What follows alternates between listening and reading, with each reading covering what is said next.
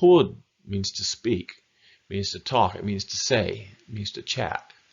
There are other words too. I mean, just like in English, you can say the same thing many different ways. But pud is the primary word you would use. Kun pud means you speak. Kun pud. Pud. And the end is, you see how I've got it spelled there with the P-O-O-D-T. It's a hard D stop. So kun pud. And there's almost a hint of a T. Pud. Pud. And I almost go into the letter T, but I don't. Okay? Kun pud. All right? Pud means to speak. You want to say that? Try it with it. Make sure you get the tone that. Pud. One more time. Pud. That means to speak. พูดพูด